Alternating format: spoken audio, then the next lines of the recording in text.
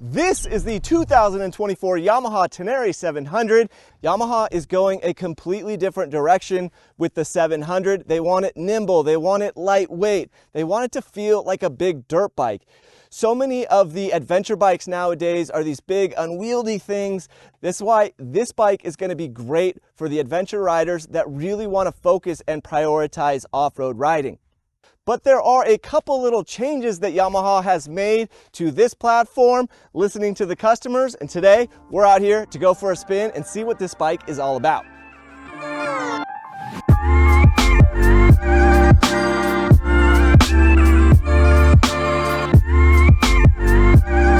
Now, what has Yamaha done for 2024? Well, let's start with one of the things that customers were not loving before, and that was the dash. Now, this dash is a 5-inch TFT. It's still a vertical display. Now, this bike is still about simplicity. So while you do have that TFT display, there aren't any ride modes. There isn't traction control. Yamaha wants to keep this bike as simple as possible. They say that's because they don't want people to have to worry about electronics going bad while they're out on a ride. Now, is that the case? Maybe so, maybe not. But again, simplicity. The only real big addition from an electronic standpoint is that TFT display. Although we should also mention there are some small updates to the ABS system on the 2024 bike. There are now 3 modes for ABS. You can have ABS fully on, you can have an off-road ABS setting, which leaves ABS on the front but disables it at the rear, and then you can also disable ABS completely.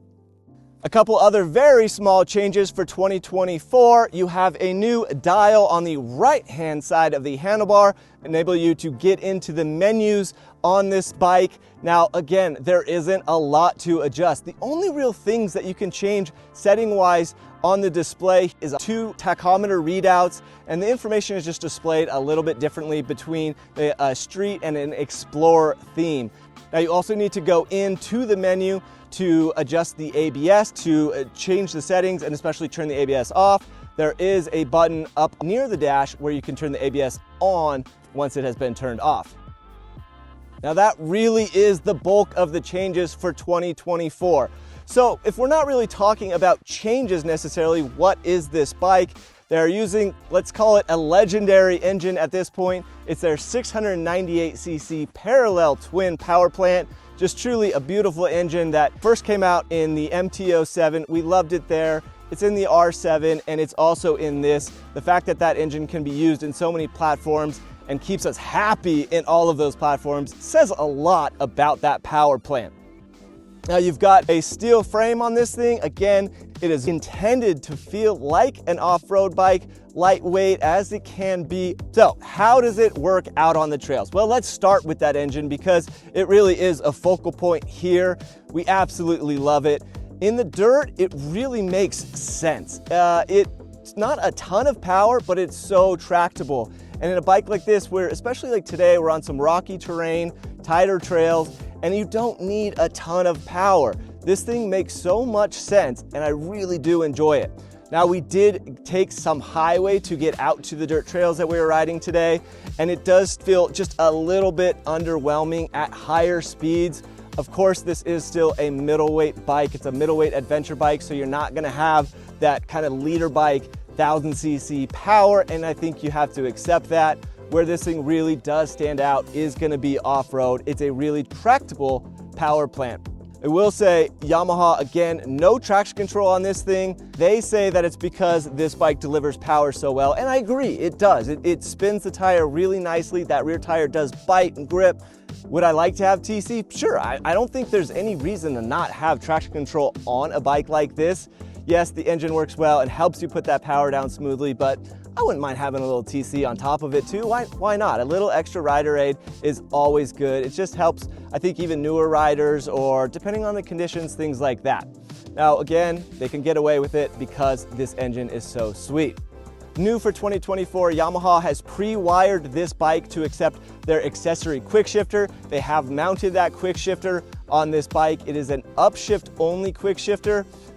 Honestly, I kind of wish we had that downshift feature as well. I think that's more to the credit of this transmission. The transmission works really well. Again, I can't say enough good things about this engine, just how tractable it is. The power delivery on it is great. You don't really need the ride modes. I would love to see it on this bike, but hey, that's gonna start bumping the price up and things like that and complexity of this machine, so they wanna keep it simple as possible.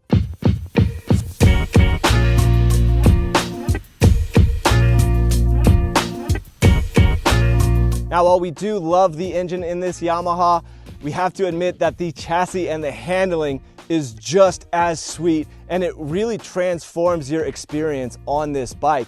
Now, one thing I've always said or noticed about adventure bikes is they do feel big and unwieldy, and especially off-road, you kind of got to be really easy with them, let them move around, because there is just so much weight, they start bouncing around. I mean, they're compromises, right? They're meant to be traveling and they're meant to be going off-road. Where this thing excels is in technical off-road conditions. It does feel like a big dirt bike in that you can put it exactly where you want it. You have so much confidence in the handling of this thing. That makes a big difference for the person that is going to go off-roading quite a bit on this bike. I'm really happy with how lightweight and nimble this thing is. Now, what I will say is that at higher speeds on public roads out on the highway, you do get a little bit of instability there. I feel like the front end starts moving a little bit. It's a little bit more unstable than some of the bigger bikes that maybe either have a little bit more weight or different geometry. So again, what you're really seeing across the board is a motorcycle that works well off-road. It's really intended to be an adventure bike that performs off in the dirt, but still has some on-road capabilities, maybe just not quite as much as some of the other bikes in the category. Now, speaking of category, this is one of the most hotly contested classes in motorcycling right now, that middleweight adventure class. So this bike comes in at $10,800. The only bike coming in under that right now is the new Honda Transalp, which is a couple $100 less. Most of the bikes are in that $10,000 range. Now, as far as weight, Yamaha claims 452 pounds. The last Tenere that we had on the scales was at 457.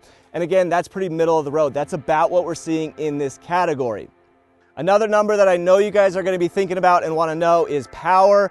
Now this bike, well, not this one, the last Tenere 700 that we had on the dyno made about 62 horsepower. That is a little bit less than Aprilia's Touareg 660 and definitely less than Suzuki's new V-Strom 800 DE. Now again, that 800 DE is a bigger displacement engine, so you got to give this thing a little bit of credit for at least getting in the ballpark there.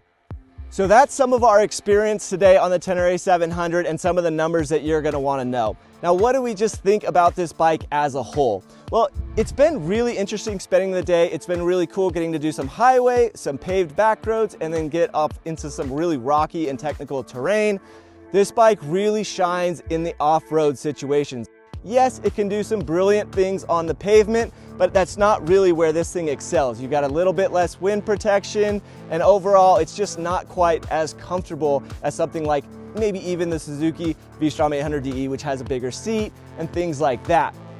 So if that is you, if you like that off-road focus and you like what Yamaha is doing, be sure to check this thing out. That new TFT display is pretty sweet. It's nice to have that there, and it gives this bike a little bit fresher look.